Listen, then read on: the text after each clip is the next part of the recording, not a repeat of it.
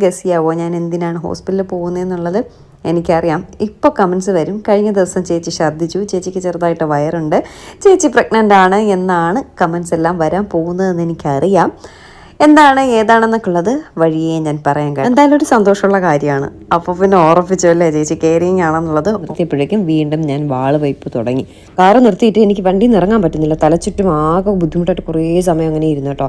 അത് കഴിഞ്ഞ് അടുത്ത് ചായ കുടിക്കാനായിട്ട് ഒരു സ്ഥലത്ത് നിർത്തി അങ്ങോട്ട് വാള് വയ്പ്പും തുടങ്ങി കേട്ടോ. ഛർദില്. ഒയ്യോ, ഇന്നലെ അടുത്ത് വീണ്ടും പ്രകൃതി രമണീയത കാണാനായിട്ട് നിർത്തിയപ്പോഴേക്കും വീണ്ടും ഞാൻ വാള് വയ്പ്പ് തുടങ്ങി. എൻ്റെ അമ്മ രാവിലെ കുടിച്ച ബ്ലാക്ക് കോഫിയും ഇപ്പോൾ കുടിച്ച ബ്ലാക്ക് ടീയും എല്ലാം കൂടി വീണ്ടും ഛർദ്ദിക്കുകയാണ്. നിങ്ങളുടെ ഇന്നത്തെ ദിവസം പോയില്ലേ ഞാൻ ഛർദ്ദിലും കാര്യങ്ങളൊക്കെ കാണിച്ചിട്ട് കേട്ടോ. അല്ലെങ്കിൽ ഞാൻ പറയുന്നത് തള്ളാണെന്ന് നിങ്ങൾ കരുതത്തില്ലേ? അതുകൊണ്ടല്ല സത്യം പറയാം. ഏട്ടൻ വീഡിയോ എടുത്തുകൊണ്ട് നിന്നപ്പോഴാണ് ഞാൻ ഛർദ്ദിൽ ഇങ്ങനെ വൊമിറ്റ് ചെയ്തത്. അപ്പോൾ ഏട്ടൻ പറയുന്ന സംഭവം കിട്ടിയിട്ടുണ്ട്. ഞാൻ എന്നൊരു സ്ഥലത്തേക്ക് പോകാൻ റെഡി ആവുകയാണ്. ശ്രീരാമകൃഷ്ണ ഹോസ്പിറ്റലിലേക്കാണ് പോകുന്നത്. എന്തിനാ ഏതാന്നൊക്കെ ഉള്ളത് വഴിയേ പറയാം. നിങ്ങൾക്ക് ഗസ് ചെയ്യാവോ ഞാൻ എന്തിനാണ് ഹോസ്പിറ്റലിൽ പോകുന്നതെന്നുള്ളത്? എനിക്കറിയാം. ഇപ്പോൾ കമൻസ് വരും. കഴിഞ്ഞ ദിവസം ചേച്ചി ഛർദ്ദിച്ചു, ചേച്ചിക്ക് ചെറുതായിട്ട് വയറുണ്ട്, ചേച്ചി പ്രഗ്നൻ്റ് ആണ് എന്നാണ് കമൻസ് എല്ലാം വരാൻ പോകുന്നതെന്ന് എനിക്കറിയാം. എന്താണ് ഏതാണെന്നൊക്കെ ഉള്ളത് വഴിയേ ഞാൻ പറയാം കേട്ടോ. പ്രഗ്നൻ്റ് ആണോ അല്ലേ എന്നൊക്കെ ഉള്ളത് സസ്പെൻസിൽ അങ്ങനെ ഇരിക്കട്ടെ. എന്തായാലും ആ സസ്പെൻസ് ഞാനൊരു 2 ആഴ്ച കഴിഞ്ഞിട്ടേ ഞാൻ പറയത്തുള്ളൂ എന്താ സംഭവം എന്നുള്ളത്. എന്തായാലും ഒരു സന്തോഷമുള്ള കാര്യമാണ്. അപ്പോൾ പിന്നെ ഉറപ്പിച്ചല്ലേ ചേച്ചി കെയറിങ് ആണെന്നുള്ളത് ഉറപ്പിച്ചു. എനിക്ക് സന്തോഷം തരുന്ന കാര്യം എന്നാണ് ഞാൻ ഉദ്ദേശിച്ചത് കേട്ടോ. മറ്റാർക്കെങ്കിലും സന്തോഷം തരുന്നുണ്ടോ എന്ന് എനിക്കറിയത്തില്ല. എന്തായാലും സസ്പെൻസ് അങ്ങനെ തന്നെ ഇരിക്കട്ടെ അല്ലേ. ഞാൻ മാത്രമേ പോകുന്നുള്ളൂ, വേറെ ആരും കൂടെ വരുന്നില്ല. ഞാൻ ഈ ഹോസ്പിറ്റലിൽ പോകുന്നത് എൻ്റെ അമ്മ പോലും അറിഞ്ഞിട്ടില്ല കേട്ടോ. ഈ വീഡിയോ കാണുമ്പോഴായിരിക്കും അമ്മ അറിയുന്നത്. അപ്പോൾ എന്നെ വിളിച്ച് ചോദിക്കും എന്തിനാ പോയത്, എവിടെ പോയത്, എന്താ പറ്റിയെന്നൊക്കെ ഉള്ളത് അമ്മയും വിളിച്ച് ചോദിക്കും. അമ്മ ഇനി ഡൗട്ടിലാവും ഞാൻ ഇനി പ്രഗ്നൻ്റ് ആണോ എന്നുള്ളതിൽ. അപ്പോൾ എന്താണെന്നുള്ളത് വഴിയേ. ഇന്നലെ ഞാനൊരു വീഡിയോ ഇട്ടിട്ടുണ്ടായിരുന്നു എൻ്റെ പ്രഗ്നൻസി. അത് വലിയൊരു സംസാര വിഷയമായി മാറിയിരിക്കുകയാണ്. ചില ഓൺലൈൻ മീഡിയാസ് എല്ലാം അതിനെ ഏറ്റെടുത്ത് അതിനെല്ലാം വലിയ ന്യൂസായി. അപ്പോൾ ഇന്ന് ഞാൻ എൻ്റെ പ്രഗ്നൻസിയുടെ സത്യാവസ്ഥ, ഇന്നലെ ഇട്ട വീഡിയോയുടെ സത്യാവസ്ഥ ഞാൻ നിങ്ങളെ ബോധിപ്പിക്കാൻ പോവുകയാണ് ഗൈസ്. ശരിക്കും പറഞ്ഞാല് ഞാൻ വൊമിറ്റ് ചെയ്യുന്നു, എൻ്റെ മുഖത്ത് ക്ഷീണം വരുന്നു. ഞാൻ ഓൾറെഡി നോർത്ത് ഇന്ത്യയിൽ പോയിട്ട് വന്ന ശേഷം ഫുൾ ഡള്ളാണ്. എനിക്ക് എത്രയും അങ്ങോട്ട് ഓക്കെ ആവുന്നില്ല. ഇപ്പോഴും ഞാൻ അങ്ങോട്ട് ഓക്കെ ആയി വന്നിട്ടില്ല. എൻ്റെ ഹെൽത്തിനൊക്കെ എന്തൊക്കെയോ കുറേ പ്രോബ്ലംസ് ഉള്ളതുപോലെ ഒരു ഭയങ്കര വയ്യായിക, ഭയങ്കര ക്ഷീണം, വയറ് എപ്പോഴും ഭയങ്കര ഒരു അപ്സെറ്റ് ആയിട്ടിരിക്കുക, ഭയങ്കര ഒരു ബുദ്ധിമുട്ട് വയറിന്. മൊത്തത്തിൽ ഞാൻ അങ്ങ് പോയി കേട്ടോ. അപ്പോൾ പിന്നെ ഞാൻ കുറച്ച് വണ്ണമുള്ളത് എനിക്കൊരു കുറച്ച് ബുദ്ധിമുട്ടായിട്ടൊക്കെ തോന്നി. അപ്പോൾ കഴിഞ്ഞ ദിവസം ജല്ലിക്കട്ട് കാണാൻ പോയപ്പോൾ എൻ്റെ ലൈഫിൽ ഞാനിങ്ങനെ ട്രാവൽ ചെയ്യുമ്പോൾ വൊമിറ്റിംഗ് അങ്ങനെ കാര്യങ്ങളൊന്നും ഉള്ളതല്ല, അത് സംഭവിക്കുന്നു. അപ്പോൾ ഒരുപാട് കമന്റ്സ് ഉണ്ട്, ചേച്ചി പ്രഗ്നന്റ് ആണ്, ടെസ്റ്റ് ചെയ്യൂ എന്നൊക്കെ പറഞ്ഞിട്ട്. അപ്പൊ അതുകൊണ്ട് ശരിക്കും പറഞ്ഞാൽ ഇന്നലെ എടുത്ത് ഞാനൊരു സ്ഥലത്തേക്ക് ഹോസ്പിറ്റലിലേക്ക് പോകുന്ന വീഡിയോ, ഞാൻ ഹോസ്പിറ്റലിൽ എന്താണ് പോകുന്നത് ഏതാണ് പോകുന്നത് എന്നുള്ളതൊക്കെ ഷൂട്ട് ചെയ്യാന്ന് കരുതിയിട്ടുണ്ട്. പിന്നെ ഞാൻ കരുതി അവിടെ ചെന്നിട്ട് ഞാൻ പിന്നെ വീഡിയോ എടുത്തില്ല, അതാണ് സത്യം. എന്നിട്ട് ഇന്നലെ വീഡിയോ എഡിറ്റ് ചെയ്യാൻ നിന്നപ്പോൾ ഞാൻ കരുതി ഇങ്ങനെ ഒന്ന് പറയാം, അപ്പൊ എന്താണ് നിങ്ങളുടെ പ്രതികരണം എന്നറിയാലോ എന്ന് കരുതിയിട്ടാണ് ഞാൻ ഇങ്ങനെ ഒരു വീഡിയോ.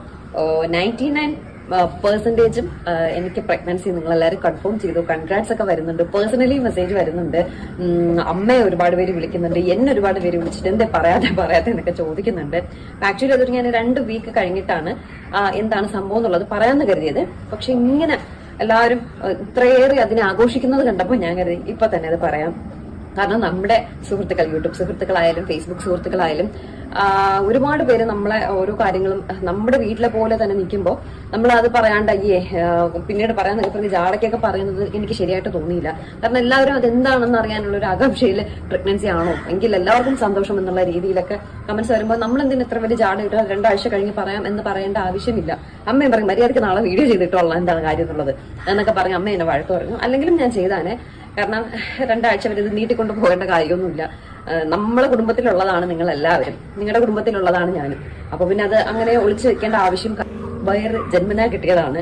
പിന്നെ കുറച്ചൊന്നും മെലിഞ്ഞാൽ വയറിൽ കുറച്ച് കുറവൊക്കെ വരും. ഇപ്പൊ ഞാൻ ഈ പറഞ്ഞില്ലേ നോർത്ത് ഇന്ത്യയിലൊക്കെ പോയിട്ട് വന്ന ശേഷമാണ് ഞാൻ ആകെ ടയേർഡ്. ഇതുവരെ ഞാൻ ഓക്കെ ആയിട്ടില്ല. അപ്പൊ ഹോസ്പിറ്റലിൽ പോയത് എന്തിനാന്ന് വെച്ചാൽ ഞാൻ പറഞ്ഞില്ല, എനിക്ക് പേഴ്സണലി സന്തോഷം തരുന്ന കാര്യത്തിനാണ് ഞാൻ പോയത്. ഞാനൊരു ഡയറ്റീഷ്യനെ കാണാനായിട്ട്. പക്ഷെ അത് വേറൊരു രീതിയിലേക്ക് പോകുമെന്ന് ഞാൻ കരുതിയില്ല. എന്തായാലും അങ്ങനെ എന്തെങ്കിലും ഒരു വിശേഷം ഉണ്ടെങ്കിൽ ഉറപ്പായിട്ടും ഫസ്റ്റ് ഞാൻ നിങ്ങളുമായിട്ട് അത് ഷെയർ ചെയ്യത്തുള്ളൂ. അത് നിങ്ങൾ അപ്പൊ കണ്ടല്ലോ നമ്മുടെ ശ്രീകുട്ടിക്ക് അങ്ങനെ ഗർഭമുണ്ട് എന്ന് പറഞ്ഞ് ശ്രീകുട്ടി കുറച്ച് വ്യൂസ് ഉണ്ടാക്കാൻ നോക്കി സംഭവമാണ് ഇപ്പൊ നമ്മൾ കണ്ടത്. അതായത് ഗർഭമുണ്ട്, ഈ ഗർഭം എന്ന് പറഞ്ഞ വിഷയം എന്നൊക്കെ പറഞ്ഞു കഴിഞ്ഞാൽ ഇപ്പൊ ഈ ഫാമിലി വ്ളോഗേഴ്സിന്റെ ഇടയ്ക്കാണെങ്കിൽ അത് അത്രയും ട്രെൻഡിങ് ആയിട്ടുള്ള ഒരു ടോപ്പിക്കാണ് ഈ ഗർഭം, അതേപോലെ കല്യാണം, അതേപോലെ അതിന് ഹണിമൂൺ പോയല്, അതേപോലത്തെ സംഭവമൊക്കെ. അപ്പൊ ഇതേപോലുള്ള സാധനങ്ങളൊക്കെ ഇപ്പൊ തമ്മിലിനകത്ത് ഇടയും അതേപോലത്തെ വച്ച് കഴിഞ്ഞാൽ അത്യാവശ്യം നല്ല റീച്ചും കാര്യങ്ങളൊക്കെ കിട്ടും. അപ്പൊ അതിന്റെ ഒരു തുടക്കം എന്ന സ്റ്റേജിനകത്താണ് നമ്മളെ ശ്രീകുട്ടി ഇപ്പോ. അതുകൊണ്ട് തന്നെ ശ്രീകുട്ടി എന്താ ചെയ്ത, ശ്രീകുട്ടിയുടെ വീഡിയോനകത്ത് തന്നെ ശ്രീകുട്ടി അത് ഛർദ്ദിക്കുന്ന വീഡിയോ ഇട്ടു. പിന്നെ അത് കഴിഞ്ഞിട്ട് ശ്രീകുട്ടി ആം ഐ പ്രഗ്നന്റ് എന്ന് പറഞ്ഞിട്ടൊരു വീഡിയോ ഇട്ടു. അപ്പൊ ആ ഒരു വീഡിയോ ഒക്കെ നിങ്ങൾ കണ്ടല്ല. അപ്പൊ ഇതിനകത്തൊക്കെ ശ്രീകുട്ടി പറയുന്നത് എന്താന്നൊക്കെ നിങ്ങൾ ശ്രദ്ധിച്ചാണ്ടല്ലോ. അതായത് എങ്ങാണ്ട് എന്തോ ഒരു ചെറിയ ആവശ്യത്തിന് വേണ്ടിയിട്ട് ഹോസ്പിറ്റലിൽ പോയൊരു കേസാണ്. അപ്പൊ അങ്ങനെ പോയതിനെയാണ് പുള്ളിക്കാരി എടുത്തിട്ട് എന്താക്കി അതിനൊരു ഗർഭമായിട്ടൊക്കെ ചിത്രീകരിച്ച് അതുവഴി ആൾക്കാരെ മിസ്ലീഡ് ചെയ്തിട്ട് അതുവഴി, അതായത് ചുരുക്കി പറഞ്ഞ കാണുന്ന ആൾക്കാരെ പറ്റിച്ച് അത് വെച്ച് വ്യൂസ് ഉണ്ടാക്കാം. ആ ഒരു സംഭവമാണ് നമ്മളിപ്പോ അവിടെ കണ്ടത്. അതിനകത്ത് കൂടുതൽ ഡെക്കറേഷൻ്റെ ഒന്നും ആവശ്യമുണ്ടെന്ന് എനിക്ക് തോന്നുന്നില്ല. അതിനകത്ത് വേറെ പ്രത്യേകിച്ച് ഒന്നും പുള്ളിക്കാരിയുടെ ആ ഒരു ഇതിനകത്തൊന്നും എനിക്ക് തോന്നുന്നില്ല. അത്ര തന്നെ, അതായത് കാണുന്ന ആൾക്കാരെ മണ്ടന്മാരാക്കാം. അപ്പൊ എനിക്ക് ഇത്രയാണ് ഇതിനകത്ത് പറയുന്നത്. പിന്നെ ഈ ഫാമിലി വ്ളോഗേഴ്സിന്റെ സംഭവങ്ങളൊക്കെ വല്ലപ്പോഴാണ് ഞാൻ കാണാറ് ഇതേപോലത്തെ വീഡിയോസ് ഒക്കെ. അപ്പൊ അതുകൊണ്ട് ജസ്റ്റ് ഒന്ന് പറഞ്ഞെന്ന് മാത്രമേ ഉള്ളൂ. അപ്പൊ എന്താണ് ഇതൊക്കെ കണ്ടിട്ട് നിങ്ങൾക്ക് പറയാനുള്ളത്? ഈ വീഡിയോയുടെ കമന്റ് ഉണ്ട്. ആ വീഡിയോ ഇഷ്ടപ്പെട്ട സബ്സ്ക്രൈബ് ചെയ്യാം. അപ്പോൾ അടുത്തൊരു വീഡിയോ കാണാൻ